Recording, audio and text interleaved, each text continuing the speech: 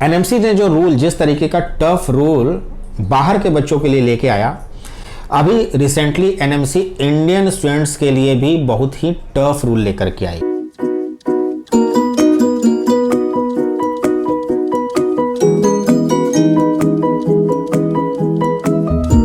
Hello friends, welcome to my career Pathshala. आज के इस वीडियो में जो हम लोग टॉपिक कवर करने वाले हैं वो है एनएमसी गैजेट को लेकर के। जैसा कि माय करियर पाठशाला के जो व्यूवर्स हैं वो कई बार हमें मैसेज कर चुके हैं या कई बार फ़ोन पेरेंट्स के स्पेशली आ चुके हैं कि आपने एनएमसी को लेकर के अभी तक कोई भी वीडियो क्यों नहीं अपलोड किया। तो बीइंग अ रिस्पॉन्सिबल चैनल, क्योंकि हम आपको करंट और जितने भी इंफॉर्मेटिव वीडियोस होते हैं यूनिवर्सिटीज़ को लेकर के, कंट्रीज़ को लेकर के, वो सारे आपके सामने लेकर के आते हैं। क्या किस कंट्री की क्या बेनिफिट है, किस कंट्री में क्या एडवांटेज है, डिसएडवांटेज है। तो जब इतना ये 1811 का जब आपके सामने सिनेरियो क्रिएट हुआ है तो एनएमसी गैजेट का माय करियर पाठशाला का क्या व्यूज़ है उसको लेकर के आज हम लोग इस पूरे वीडियो में डिस्कस करेंगे। मैं पूरा एनएमसी गैजेट तो नहीं पढ़ूंगा क्योंकि ऑलरेडी आप लोगों को most of the things clear हैं और आप लोगों को पता है, लेकिन इस गैजेट को लेकर के कई सारे कन्फ्यूज़न हैं, कई सारे र्यूमर हैं, कई सारी चीज़ें इसमें ऐसी हैं कि जिसको कोई भी कॉमन काउंसलर या मेरे ख्याल से लॉयर तक भी इसको क्लियर नहीं कर सकता है। इसके बारे में अगर कोई क्लैरिफिकेशन दे सकता है तो वो सिर्फ और सिर्फ एनएमसी बॉडी है, वो दे सकती है।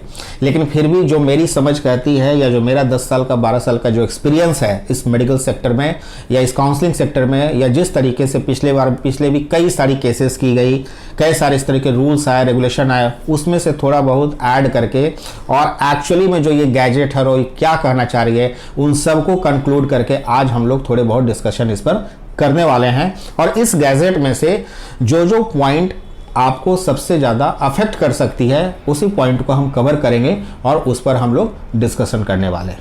अब जो सबसे पहले हम लोग आज डिस्कस करेंगे वो ये है कि इस एनएमसी गैजेट के आने से ये किसके ऊपर इम्प्लीमेंट हो रहा है, कौन कौन से इसके स्टूडेंट्स इसके दायरे में आते हैं और कौन कौन सी कंट्री इससे ज़्यादा अफेक्टेड है।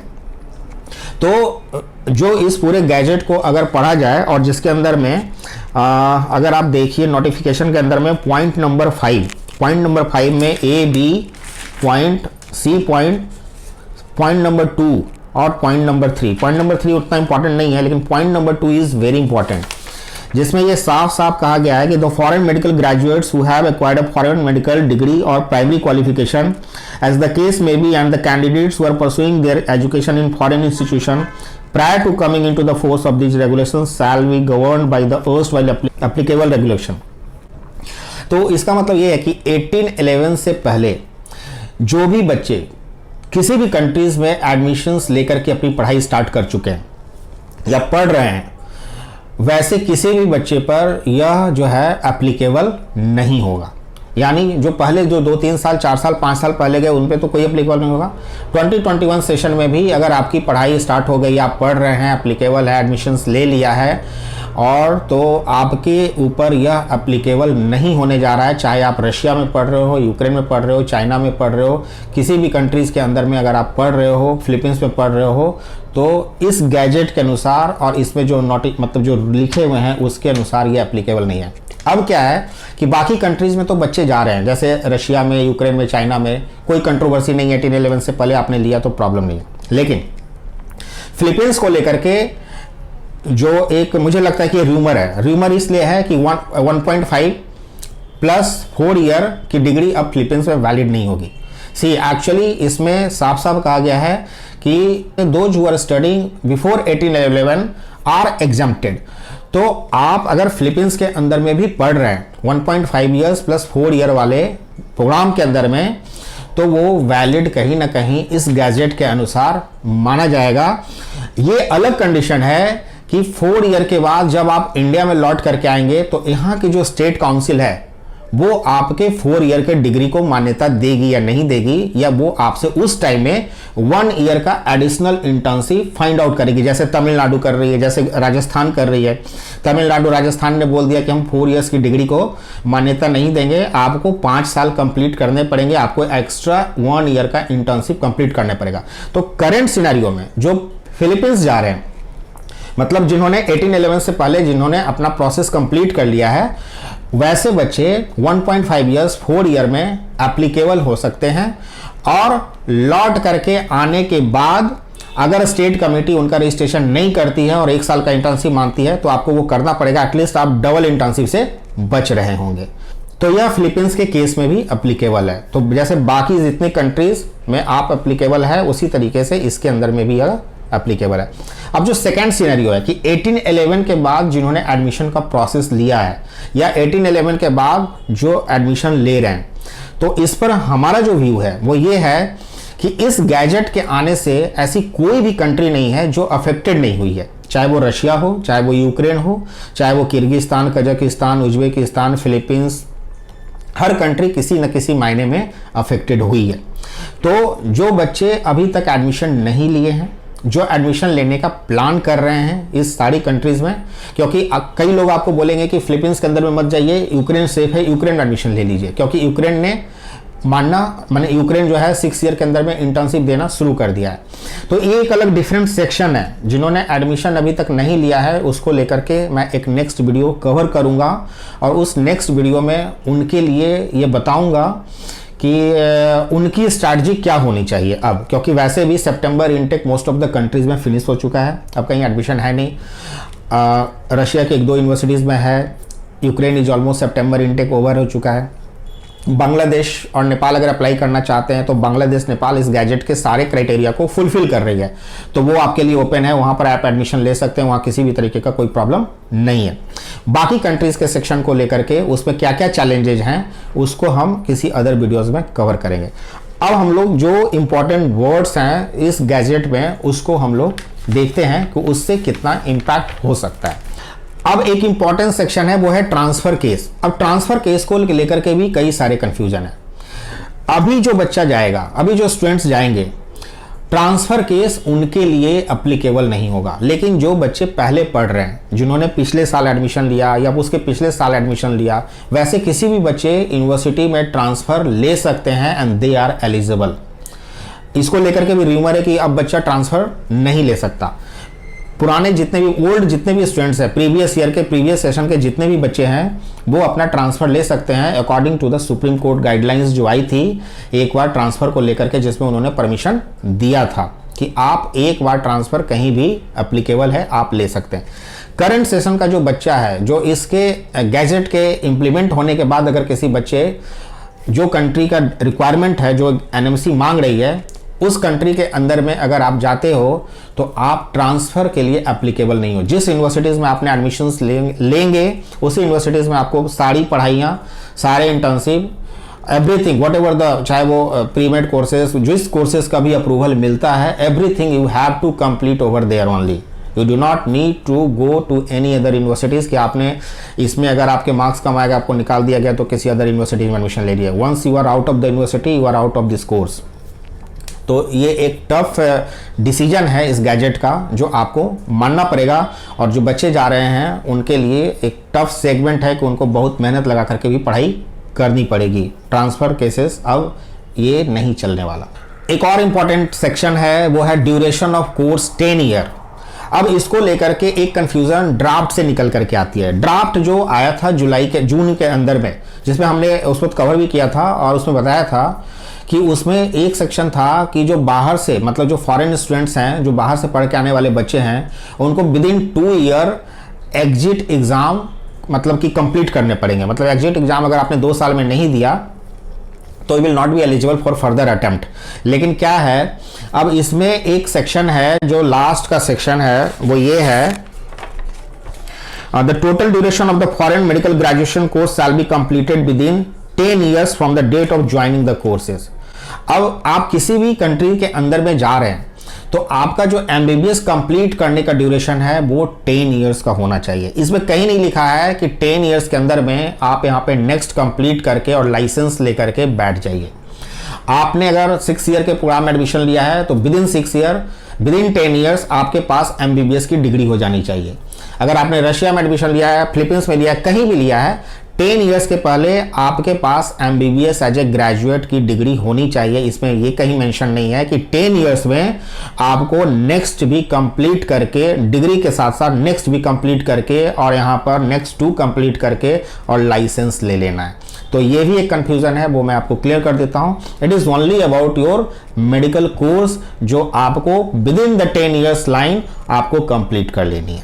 अब अभी तक जो हम लोगों ने देखा, अभी तक में जो 18-11 से पहले जिन बच्चों ने एडमिशन ले लिया, अपना पढ़ाई जो सिस्टम के अंदर में एंट्री कर गए, उनको भूल जाइए, चाहे वो कंट्री किसी के भी हो, किसी भी कंट्रीज के बच्चे हो, they all are eligible according to the old system of NMC guidelines या medical council of India.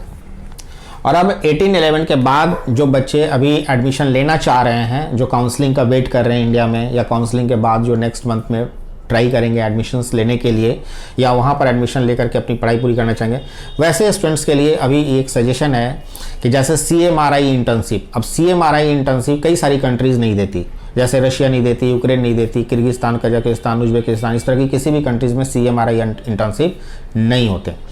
CMRI internship सिर्फ 4 कंट्री देती है, जिसमें बांग्लादेश, नेपाल, चाइना और फिलीपींस के अंदर में है। लेकिन अब कुछ कंट्री CMRI इंटर्नशिप को फुलफिल कर रही है, कुछ कंट्री CMRI इंटर्नशिप को फुलफिल नहीं कर रही है। लेकिन करंट सिनेरियो में जैसे Ukraine is ready to adopt कि 6 ईयर के अंदर में वो आपको CMRI इंटर्नशिप दे देगी। रशिया में बात चल रही है, कुछ यूनिवर्सिटी रशिया का कहना है कि it is very easy to accommodate, कि आपको ईजी तरीके से CMRI इंटर्नशिप वो करके दे देंगे। लेकिन क्या है कि मेरा जो सजेशन होगा, मतलब it is my career Pathshala point of view and for the student prospective, not for the consultant point of view और not for the business point of view, कि अभी तक जिन बच्चों ने एडमिशन नहीं लिया है दे शुड वॉच उनको, क्योंकि अभी जो एडमिशन है most of the September intake finish हो चुके हैं, मतलब वो है ही नहीं किसी भी कंट्रीज़ के अंदर में। बांग्लादेश में एडमिशन चल रहे हैं, नेपाल में चल रहे हैं, तो बांग्लादेश और नेपाल में आपको प्रॉब्लम नहीं होना चाहिए, क्योंकि गैजेट के जितने भी गाइडलाइंस हैं वो बांग्लादेश और नेपाल फुलफिल कर रहा है, तो यहाँ पर आप एडमिशन प्रोसेस के लिए अभी ईजिली जा सकते हैं। CMRI इंटर्नशिप को लेकर के एक कंफ्यूजन है जो मैं दूसरे वीडियो में कवर करूंगा। दूसरा है, एक वर्ड है फॉरेन रजिस्ट्रेशन, और उसमें उन्होंने एक वर्ड का यूज किया है, दैट इज कॉम्पिटेंट। अब कॉम्पिटेंट से मतलब मैं आपको एक चीज यहां पर समझाने की कोशिश करता हूं। जैसे नीट के अंदर में कोई बच्चा एडमिशन लेना चाहता है, यानी नीट का एग्जाम देना चाहता है, सपोज करिए कि कोई जनरल कैटेगरी का बच्चा है। अब जनरल कैटेगरी का बच्चा 50% PCB मार्क्स लेकर के आ रहा है, तो इसका मतलब है कि he is competent for NEET exam, मतलब वो नीट एग्जाम के लिए एलिजिबल है, ठीक। लेकिन अगर वही जनरल कैटेगरी का बच्चा 49.5% मार्क्स लेकर के आ रहा है, तो he is not competent for the NEET exam.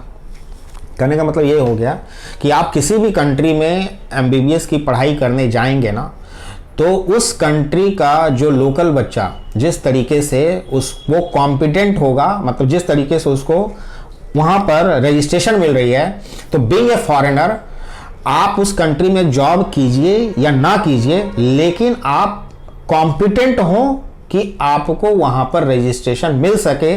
ठीक इसी तरीके से जैसे 50% जनरल कैटेगरी का बच्चा कॉम्पिटेंट है नीट में अपीयर करने के लिए, वो उसकी इच्छा है कि वो नीट दे या ना दे। लेकिन अगर आप 49.5% मार्क्स हैं और आपकी इच्छा भी है, तो यू आर नॉट एलिजिबल। तो सेम सिचुएशन है। ये जो रजिस्ट्रेशन वाला जो वर्ड है ना, और ये जो उन्होंने कॉम्पिटेंट डाला है, इसको लेकर के जितनी भी कंट्रीज हैं अभी के करंट सिनेरियो में, उसके स्पेशल गाइडलाइंस हैं। रशिया में कुछ और है, यूक्रेन में कुछ और है, कजाकिस्तान, किर्गिस्तान, उज्बेकिस्तान, तजाकिस्तान, ये जो कॉम्पिटेंट वर्ड जो इस्तेमाल किया गया है, इसको लेकर के बहुत ही डिटेल में डिस्कशन करने की ज़रूरत है। एनएमसी से इसके बारे में क्लैरिफिकेशन मांगने की ज़रूरत है। तो यह एक पॉइंट है जो आप किसी भी कंट्रीज़ में जा रहे हैं एक्सेप्ट बांग्लादेश और नेपाल, क्योंकि ये दो कंट्रीज जो है वो आपको रजिस्ट्रेशन दे देती है। तो आप वहाँ पर अगर आप इंटर्नशिप कंप्लीट करते हो तो आपको रजिस्ट्रेशन मिलता है और आप वहाँ पर एलिजिबल हो जाते हो जॉब करने के लिए। बाकी कंट्रीज़ के अंदर में एक अलग रूल है, एक रेगुलेशन है, जिसको हम लोग कंट्री टू कंट्री सेक्शन में कवर्ड करेंगे अगले वीडियो के अंदर में। तो ये कॉम्पिटेंट जो वर्ड है, इसका मतलब मैं आपको समझाने की कोशिश कर रहा था। तो अभी तक जिन्होंने एडमिशन नहीं लिया है, इस कॉम्पिटेंट और CMRI इंटर्नशिप को अगर आप उठा लेते हैं, तो जितनी भी कंट्रीज़ हैं उसमें कहीं ना कहीं वेट एंड वॉच वाली सिचुएशन है। अब हम लोग कोर्स ड्यूरेशन को चेक कर लेते हैं कि इस गैजेट के आने के बाद किस किस कंट्रीज़ में क्या कोर्स ड्यूरेशन होने वाले हैं। जैसे रशिया के अंदर में 6 ईयर का पहले प्रोग्राम था, इस गैजेट के इम्प्लीमेंटेशन के बाद 1 ईयर का इंटर्नशिप रशिया में प्लस 1 ईयर का internship after completing next in India equals to 8 year. Ukraine में भी सेम स्ट्रक्चर है 6+1+1। आपका बेलारूस में भी 6+1+1। किर्गिस्तान 6+1+1 हो जाएगा। कजाकिस्तान 6+1+1। अब यहाँ पे एक सवाल है, अभी तक किर्गिस्तान कजाकिस्तान 5 ईयर्स का प्रोग्राम था और 5 ईयर्स के बाद अगर 1 ईयर उसमें ऐड हो जाता है, लेकिन क्या दिक्कत है कि जो 5 ईयर्स का जो किर्गिस्तान और कजाकिस्तान का प्रोग्राम है उसमें कम्युनिटी मेडिसिन और कुछ इंपॉर्टेंट जो इंपॉर्टेंट सब्जेक्ट्स हैं वो कवर नहीं किए जाते हैं।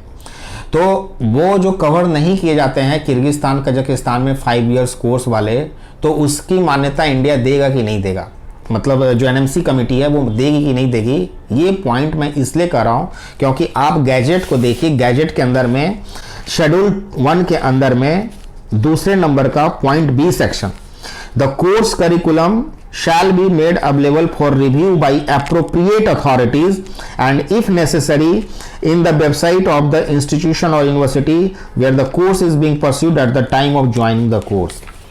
इसका मतलब ये हुआ कि जो भी कोर्स और करिकुलम जिस कंट्री के अंदर में फ्रेम की जाएगी, यानी जो इंडिया ने डिमांड किया है जिस तरीके से पढ़ाने के लिए 19 मेडिकल सब्जेक्ट्स, उस कंट्री को यानी उस पर्टिकुलर यूनिवर्सिटीज़ को अपने वेबसाइट पे भी वो सारे कोर्स करिकुलम फॉरेन स्टूडेंट्स के लिए मेंशन करने पड़ेंगे। तो वो 5 ईयर्स में इसको अप्रूव करा पाते हैं या 6 ईयर में अप्रूव करा पाते हैं, ये तो देखने वाली बात है। लेकिन अकॉर्डिंग टू द गाइडलाइंस ये 6+1+1 होने जा रहा है। 6+1+1 हो, ये सारी कंट्री जो 5 ईयर्स चला रही थी उसको 6+1+1 होना पड़ेगा। कंडीशंस अप्लाई कि 5 ईयर्स के अंदर में ही वो सारे मेडिकल सब्जेक्ट्स को इंक्लूड कर ले जो छोड़ करके अभी चल रहे थे। इजिप्ट में जो है वो 5 ईयर प्लस 2 ईयर, क्योंकि इजिप्ट में 2 साल का इंटर्नशिप है, तो इजिप्ट में 5+2 ईयर का इंटर्नशिप 7 ईयर और plus 1 year of internship in India. Egypt again is going to be 8 years course, ठीक है। इसके अलावा फिलीपींस, अब फिलीपींस में 1.5+4, क्योंकि 4 तो अब वैलिड है नहीं, तो 4.5 या तो फिलीपींस की गवर्नमेंट रीस्ट्रक्चर करेगी, 4.5 ईयर्स को कोर्स को बनाएगी, या वो किस तरीके से यहाँ पर जो इन्होंने अभी जो पॉइंट सेक्शन जब मैंने बोला कि वो रिव्यू कमेटी यहाँ पर रिव्यू कर सकती है कोर्स को, या तो BSMD अगर गवर्नमेंट NMC के सामने ये इसको इंटीग्रेट करने में सफल हो गया कि BSMD उनका पार्ट है, they are not giving BS separately और MD सेपरेटली, और रिव्यू कमेटी यहाँ पर उसको एक्सेप्ट कर लेती है, तो फिर 4.4 ईयर्स को और प्लस 1.5 ईयर्स को कंसीडर किया जा सकता है। लेकिन अगर नहीं करती है तो फिर इनको रीस्ट्रक्चर 4.5 ईयर्स को करना पड़ेगा। तो अब यह वहाँ की गवर्नमेंट डिसाइड करेगी, यूनिवर्सिटी डिसाइड करेगी कि 4.5 ईयर्स को बना रहे कि नहीं बना रहे। लेकिन अगर वो बनता है तो 1.5 years plus 4.5 years plus 1 year plus 1 year, यानी फिलीपींस भी जो पहले 5 ईयर्स और 6 ईयर में कंप्लीट हो रहा था इंक्लूडिंग BSMD, अब वो 8 ईयर्स का प्रोग्राम हो जाएगा करंट सिनारियो में।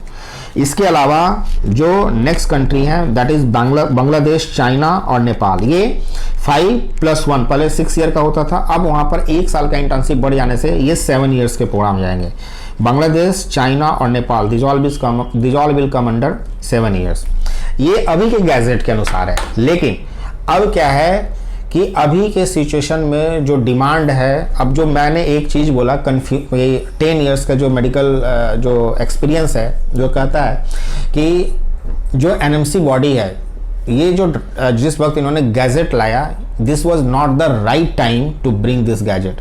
या तो इसको बहुत पहले लेके आते, जब जून में लाया था तो उसी वक्त लेकर के आ जाना चाहिए था, या फिर वो अगले करंट सेशन में 2022 सेशन के लिए इसको इम्प्लीमेंट कराते।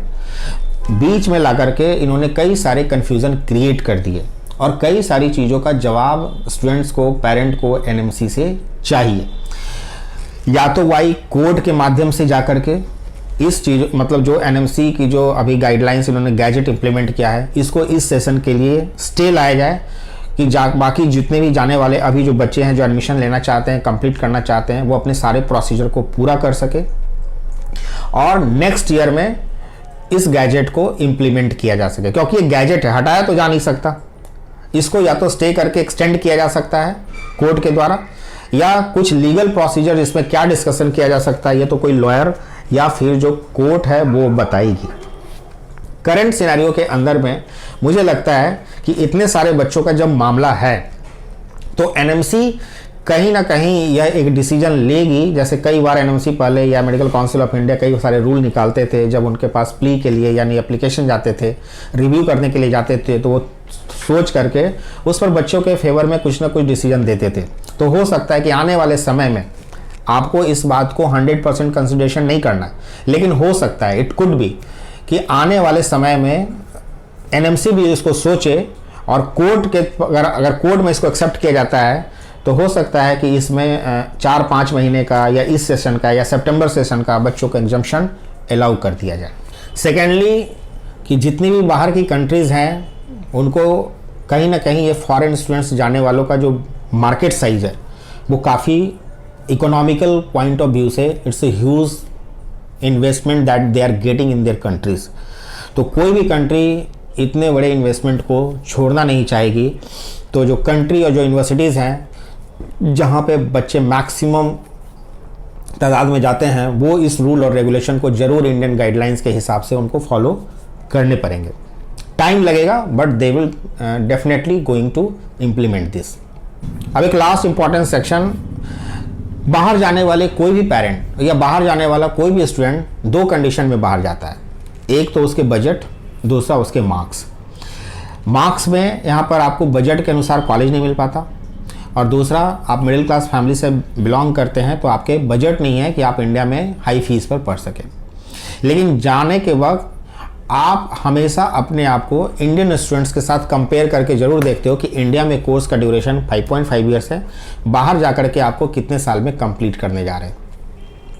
एनएमसी ने जो रूल, जिस तरीके का टफ रूल बाहर के बच्चों के लिए लेके आया, अभी रिसेंटली एनएमसी इंडियन स्टूडेंट्स के लिए भी बहुत ही टफ रूल लेकर के आई। वो ये लेकर के आई कि जैसे पहले जो बच्चे सेमेस्टर के एग्ज़ाम में मेडिकल में यहाँ पे जो प्रॉप का एग्ज़ाम होता था उसमें अगर किसी सब्जेक्ट में उनकी बैक आ जाती थी तो बच्चे प्रमोट हो जाते थे और अपना आगे वाले सेक्शन में जाकर के बैकलॉग क्लियर करते थे। लेकिन आज के इस करंट सिनारियो में उन्होंने एक रूल इंप्लीमेंट कर दिया इंडिया के अंदर में भी कि अगर आपके बैकलॉग हो गए हैं तो आपको ईयर रिपीट करना पड़ेगा, you will not be promoted to the next session. अब इसका जो सबसे बड़ा जो इम्पैक्ट है, बैड इम्पैक्ट होगा कि यहाँ के प्राइवेट कॉलेजेस में करप्शन बहुत ही वायरल होगा। वायरल कैसे होगा? एक रिपोर्ट है कि यहाँ के इंडिया के प्राइवेट कॉलेजेस में, कुछ प्राइवेट टॉप कॉलेजेस को छोड़ दे जो मणिपाल के सेक्शन कैटेगरी में आते हैं, जो पासिंग परसेंटेज है बहुत सारे स्टेट में इट इज 35 to 40%, और कुछ स्टेट तो ऐसे हैं कि that is not passing more than 25 to 27%। तो इसका मतलब है कि अगर 100 बच्चे ने एडमिशन लिया है और 30% बच्चा 30-40% बच्चा पास कर रहा है तो 60% बच्चे रिपीट करेंगे और उस 60% बच्चों को फिर से 1 साल की फीस में 75% कम से कम प्राइवेट कॉलेज वाले यहाँ पे चार्ज करेंगे और पूरे साल का हॉस्टल और पूरे साल का फूड का पैसा फिर से उनको पे करना है। यानी जो बजट बना करके आप इंडियन मेडिकल कॉलेज में एडमिशन्स लेने जा रहे हैं तो आप मान कर चलिएगा कि यह गेम स्टार्ट होगा जहाँ पर आपको, जैसे बाहर की कंट्रीज़ पहले इसमें बदनाम थी ज़्यादातर कि आपको फेल कर दिए जाते हैं पैसे कमाने के लिए, वो सेम सिचुएशन आपको आने वाले समय में इंडिया में भी देखने को मिल सकता है। तो ये डिटेल था एनएमसी गैजेट को लेकर के माई करियर पाठशाला का, और इस डिटेल के अंदर में जो इम्पॉर्टेंट पॉइंट्स हो सकते थे for the benefit of students, जो आपके लिए इम्पॉर्टेंट हो सकता था, वो हमने आपके सामने कवर अप किया है। उम्मीद है कि आपको हमारी बातें समझ में आई होगी। थोड़ा सा चेंज है, this is the radical change that has been brought by NMC right at this time. समय गलत है, मतलब ये टाइम नहीं था कि आप इस टाइम पर लेकर के इसको आइए, लेकिन खैर अगर वो लेकर के आई है तो आने वाले समय में जो भी होगा वो आपके अच्छे के लिए होगा। तो आपको परेशान होने की जरूरत नहीं है, टाइम लगेगा, वेट एंड वॉच कीजिए, everything will be settle down. So friends, बने रहिए माई करियर पाठशाला के साथ। Till then keep liking and keep subscribing. Thank you so much.